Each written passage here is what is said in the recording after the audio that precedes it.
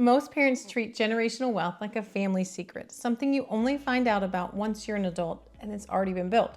But we think that's exactly why most wealth disappears within 2 generations. We are here to break that cycle. Instead of just saving for our kids, we're teaching them the mechanics of the FIRE portfolio right now. So from digital index fund investing to physical Lego investments like these, and our e-commerce business, we're moving from the traditional allowance system to more of a hands-on management system. Today we're showing you the exact strategy we use to ensure that the next generation masters the system before they ever inherit it. Hey guys, and welcome back to our channel. I'm Amber and this is Jared. We're documenting our journey through early retirement and intentional living here in Charleston, South Carolina. Lately we've been having some deep conversations about our 4 kids. We've been retired for a bit now, and we've realized that teaching FIRE is only half the battle. The second half is ensuring that the values and the systems that got us here for us, we actually transfer those to our kids. So we transfer those to Michaela, Finn, Gwen, and Sullivan, even at the age that they are. And I think the older that they get, the more we feel like we need to get on it and we're behind. So we really want to make sure that, and also as part of homeschooling, like we have that opportunity and we really want to take advantage of it. For a long time, we did the 3 jars, the spend, save, and give. It's great as a starting point, but we realized that saving in a jar is kind of a dead end. In the real world, money sitting in a jar is actually losing value to inflation every single day. And the kids even had like their piggy banks and was just putting that cash in and putting that money in, but they weren't really seeing what that does or what it can do for them. Yeah, and if you think about it, that's kind of, in our opinion, that's teaching them the wrong thing. Like we don't just want them to have that sitting in a bank one day or sitting in a jar. We want their money to be doing things and investing in assets that are making money for them. So if we really want our kids to be truly financially independent, they can't just be savers. They have to be owners, and that's what we're trying to instill in them. This was really our aha moment. We were shielding our kids from the very mechanics that allowed us to retire early, and that's definitely not something that we want to do. Right. We were keeping the engine room of our finances locked. So we decided to dismantle that mystery and let them see what's really going on behind the curtain and to let them be a part of it too. Most kids are taught the linear finance story. You do a chore, you get $1. This is called labor income. It's the foundation, but it's not really how wealth is built. If you only understand the labor income, you're trading your most precious asset, time, for a fixed amount of currency. That's something that we don't want them to do. Right. When we give our kids an allowance for chores, we reinforce that linear mindset. If I don't work, I don't eat. While that's an important work ethic, it's only one side of that coin. If they only see the labor side, they always have to be a slave to the clock. Real wealth, on the other hand, is exponential. Wealth comes from owning assets that produce value, regardless of whether you're standing there doing the work or not. We were teaching our kids how to be good workers, but not how to be good stewards of capital. We were giving them $5 for cleaning the van, but we weren't showing them what that $5 could do if it were deployed as an investment.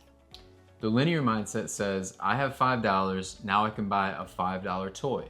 The exponential mindset says, I have $5, I'll buy a piece of a company today. That company might pay me 25 cents every year, and then that $5 might turn into $50 while I'm busy doing other things. Our strategy is designed to move them from the straight line to the curve as early as possible. We want them to understand that money isn't just a reward for sweat, it's a tool that can be put to work in the background. Step 1 is opening up custodial accounts. Specifically, we use UTMAs or Uniform Transfers to Minors Act accounts. These are brokerage accounts that belong to the child but are managed by us until they reach the age of majority. So we moved their savings jars into these accounts. Suddenly their money wasn't just a physical jar, it was in the market. We explained, you're just saving your money, you're not just saving your money for a rainy day, you're now a part owner of Apple, Amazon, and thousands of other companies. And I know this sounds probably crazy trying to explain this to like ages, 4 kids ages 3 through 9, but we really do try to remind them, like for example with Apple, we have iPhones, we have different Apple products, so we do try to connect the dots for them, like this is a company and we have invested in this company or currently invested in it. So again, just trying to get the wheels turning to connect them to those companies, and then to understand the idea of being able to invest in those companies. And honestly, that's something that I probably didn't even learn until I was like 20. Yeah. Like nobody even mentioned it in my young life. I never even thought about investing in anything or what that would look like. So hopefully we're doing some good here early on. Yeah. So here's where you can keep it simple. And when you're just starting this out, you can say like, you're not necessarily going to like hand pick those individual stocks. You can use a broad market index fund like VTSAX or VTI. You want your kids, and we want our kids, to understand the concept of owning, whether it be the whole market through index funds or individual companies. So every quarter we have a board meeting. So we log into their accounts together. We show them the graph. We show them how their investments are doing. And sometimes the graph is red and the number is lower. And that's a really good lesson, that it's not always green. And that's something that in real life, that's a part of it. You have to take the good with the bad. So we talk about market volatility as well, and we try to show them the news on a daily basis. This thing going on with Iran right now and the Hormuz Strait, that's a great example of volatility. And then we talk about how that affects the stock market and how there's uncertainty in the future. And that's almost definitely, at least in the short term, bad for the markets. And then we talk about why we don't panic, or why we try not to panic when these things are happening. And COVID is obviously a great example of panicking and uncertainty. So yeah. But when it's green, let's get back to this.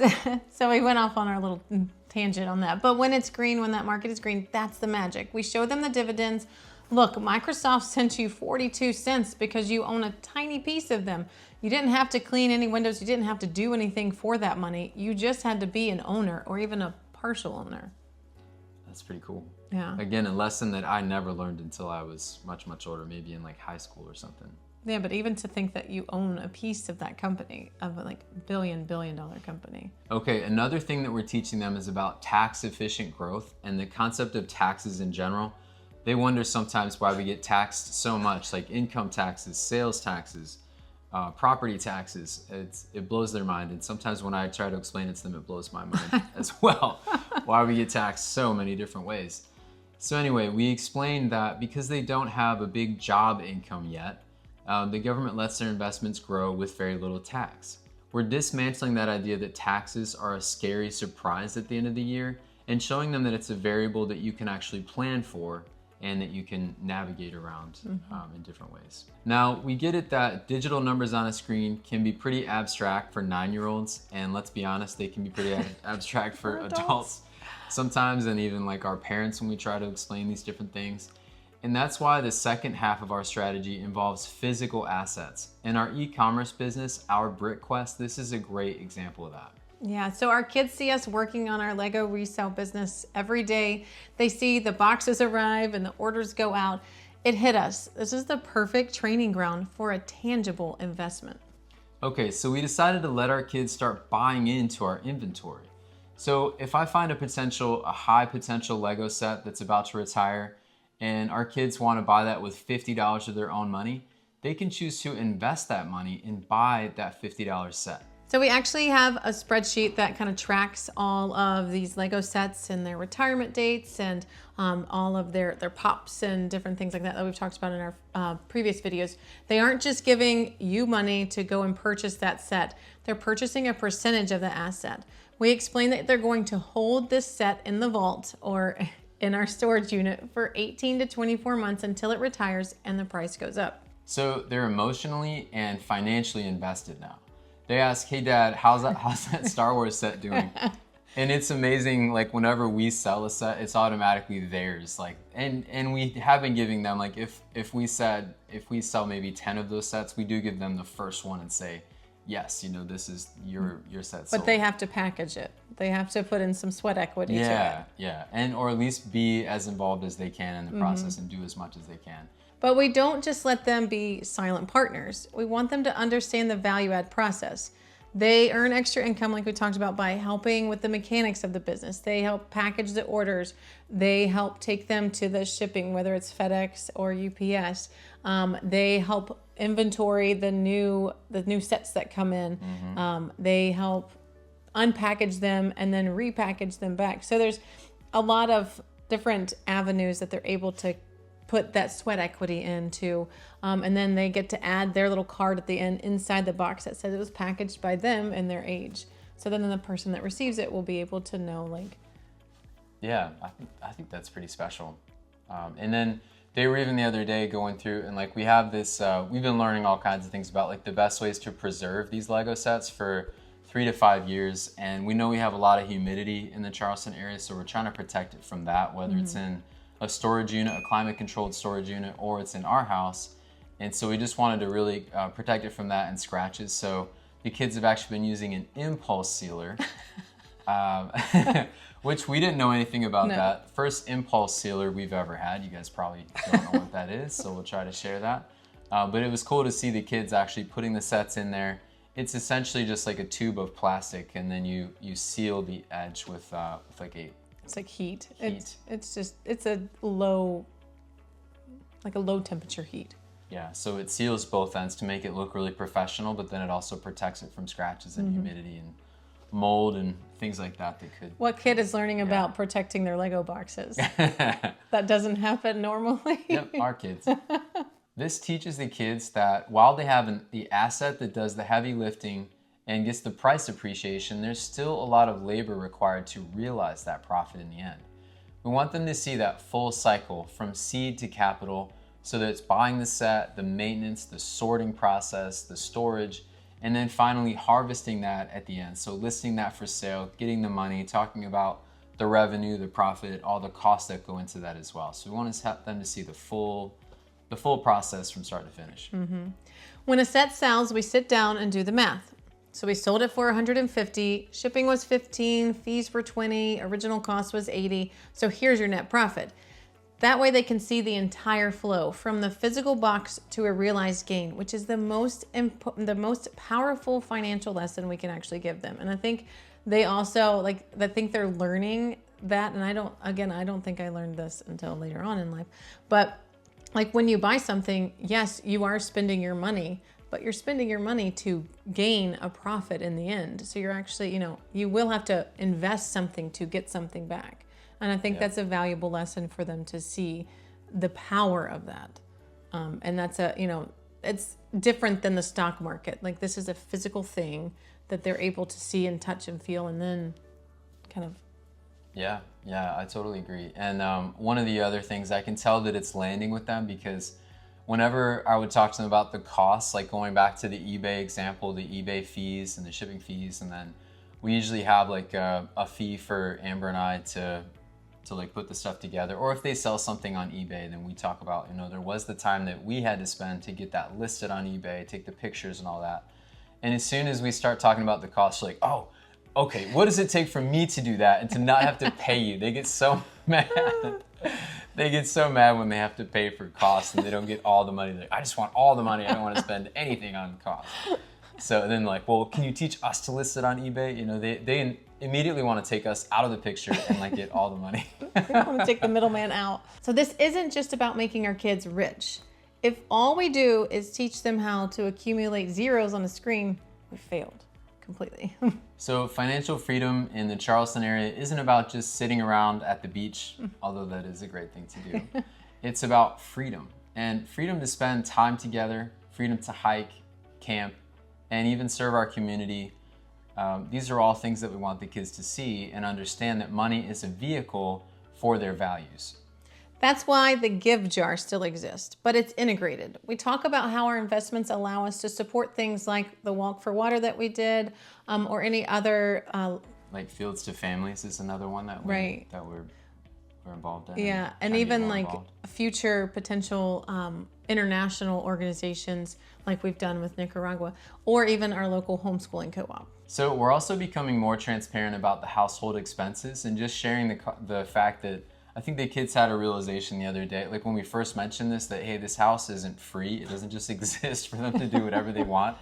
And it's also something that like we want them to take pride in what they have and also appreciate it, be thankful, and realize that there are costs for everything. So we do mention a lot of times like what our mortgage costs, what the HOA fees are, what the utility bills are, and how the more that we use the water, the more that we use the electricity, those bills go up.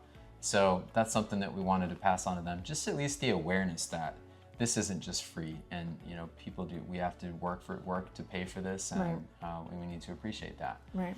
So we want them to know that what it costs to maintain this lifestyle, so that when they look at their index funds, they have a target in mind. They understand what enough looks like and what greed looks like and what always wanting more looks like. Right. This is the part of generational wealth people often skip, the communication. You can leave your kids $1 million, but if you didn't leave them your values and your financial operating system, that money will be a burden, not a blessing. You might be thinking, that's great, but I'm still working a 9 to 5 and I don't have a Lego business. Here's the secret. You can start this today with $20. Step 1, open a custodial brokerage account for your kids. Most have no minimum balance, which is really nice. And instead of that next allowance, put that $20 in a total stock market index fund, or maybe in a fractional share of an individual company. And hopefully a company that the kids are familiar with, something that they follow, like the examples of Apple, knowing that maybe you have an iPhone, or Google, Amazon. Those are all really popular companies that they could probably easily understand. So show your kids the confirmation email after you do that. Tell them that you just bought a piece of the world, a piece of this company, a piece of an index fund. Yep. Step 2, find a tangible investment. It doesn't have to be a Lego. Maybe it's a small garden where they can sell produce, or they help you flip an item on Marketplace. Show them the buy, work, sell, profit cycle. Okay, step 3, make it a ritual. Have a money meeting once a month with your kids and with your family. Get pizza, sit down, make it fun, make it something that they kind of look forward to, because sometimes you can just be really boring. Trust me, we have tried to talk about it and watch their eyes glaze over sometimes. So do make it something that's entertaining for them as well. But look at the numbers with them. Make it like a normal conversation, an everyday conversation, not like corporate America, Right. which is hard for me sometimes because I spent so much time in corporate America, so I have to not do that. But take the mystery out of money. You know, the thing that nobody wants to talk about, make it so that you talk about it. That's something that I've heard that feedback from my family, that I'm one of the few people that talks about their money. And I've always been somebody that I try to be transparent, mostly because there's a lesson to be learned, and I try to let us be the people that, you know, you can learn from. So I try to use real numbers, and I hate it when there's all this secrecy, like corporate America, about what people get paid, and then to find out that people are paid unfairly based on, you know, their gender or race or whatever the thing is. That's so frustrating to me. Yeah. So we haven't figured everything out. We're not perfect. We're still navigating how to handle different ages and interest levels. But the most important thing we've done is start. And that's the most important thing that you can do too for your kids, is just start. We've stopped being the gatekeepers of our family's wealth and started being the coaches for them. Generational wealth isn't a destination. It's a practice, and it happens over time. It's the daily and monthly habits of ownership and stewardship. By integrating that into our kids' mechanics of our money quest now, we're ensuring that the quest for them continues long after we're gone. We want to hear from you. How are you teaching your kids about the real mechanics of money? Do you use custodial accounts or a family business? Let's start a conversation in the comments below. We definitely learn so much from all these different ideas that come in, and we really appreciate all the comments and any feedback. But we really like to hear from you and even learn from you guys, because there's always something to learn. You know, something else that we're going to start up is one-on-one coaching. So if that's something you're interested in, we wanted to get some feedback initially to see if that's something we should start offering. We're putting together a plan. We're also working with another couple right now to get that program off the ground, but we did want to share that out with you guys so that if you do want to take things to the next level, let's have that conversation. Let us know if you're interested. Yeah. So if you found this video helpful, please hit that like button, subscribe to our channel, and hit the notification bell. It really helps us to get this video out in front of more families and help them to live more intentionally and do this with their kids and start bringing up that next generation a little bit better than we were, and show them how to achieve financial freedom and personal finance. Yeah. So thanks for being a part of our journey, and we'll see you in the next video. Bye, guys. Bye. Thanks. Sully's in here. Smile.